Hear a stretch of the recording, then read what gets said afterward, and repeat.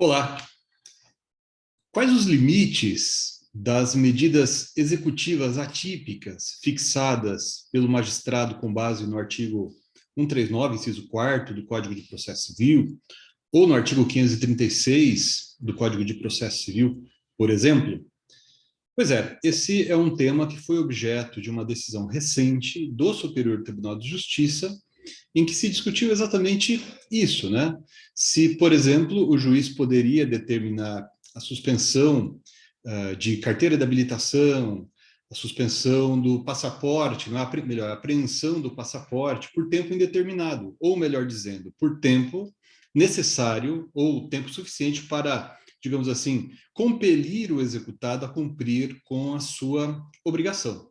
Essa decisão recente, como mencionei, foi proferida agora, neste ano de 2022, se trata de acórdão proferido pela terceira turma do STJ, no habeas corpus 711-194, julgado no dia 21 de junho de 2022, que teve como redatora para acórdão a ministra Nancy Andrighi, né? Se discutiu exatamente isso, porque o então relator originário, o ministro Marco Aurélio Bellizzi, ele havia mencionado que o fato de essa retenção do passaporte, no caso particularmente, por tempo indeterminado, poderia estar causando prejuízo manifestamente indevido, excessivo para o executado, ou melhor dizendo até, né, que isso não estava sendo suficiente para compelir o executado a cumprir com sua obrigação, porque não estava sendo um mecanismo,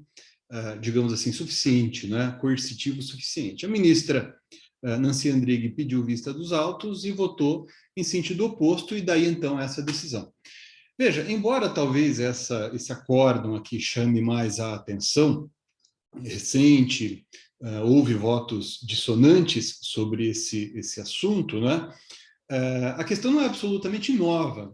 Eu me lembro, inclusive cito em meus trabalhos, pelo menos um julgado da terceira turma do Superior Tribunal de Justiça também, proferido em novembro de 2020, né, que teve como relator o ministro Sanseverino, em que se disse mais ou menos isso também, né, que a medida coercitiva que ali ele havia fixado deveria ser mantida enquanto não cumprida a obrigação ou enquanto o executado não oferecesse uma outra medida executiva apropriada, sei lá, por exemplo, indicasse um bem à penhora que fosse suficiente para o cumprimento da obrigação.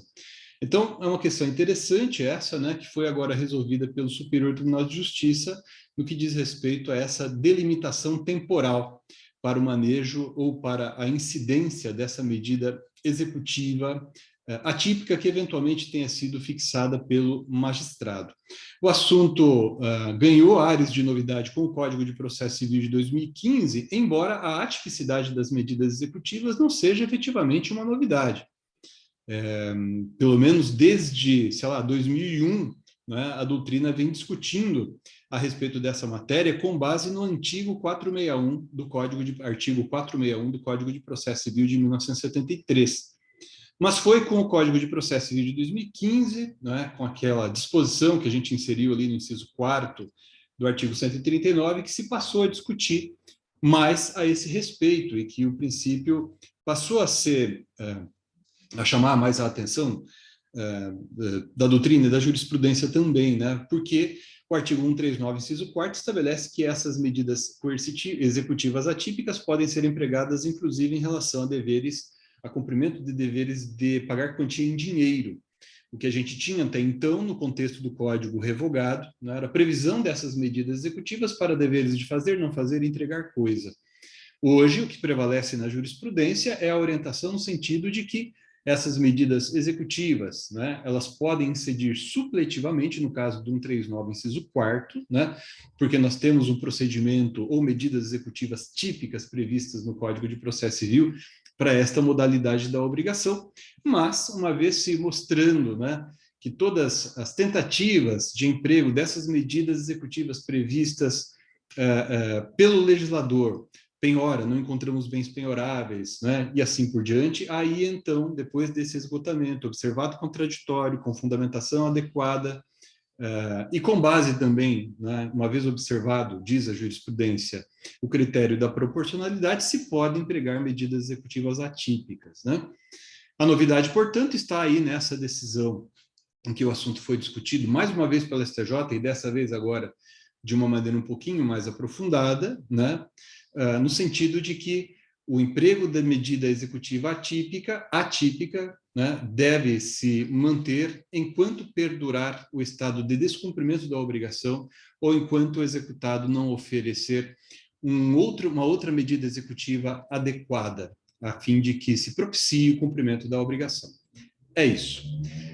Havendo alguma dúvida, sugestão, se vocês quiserem discutir sobre mais alguma questão, por favor, envie aí nos comentários, né, a este vídeo, e a gente pode voltar a falar deste e de outros temas também.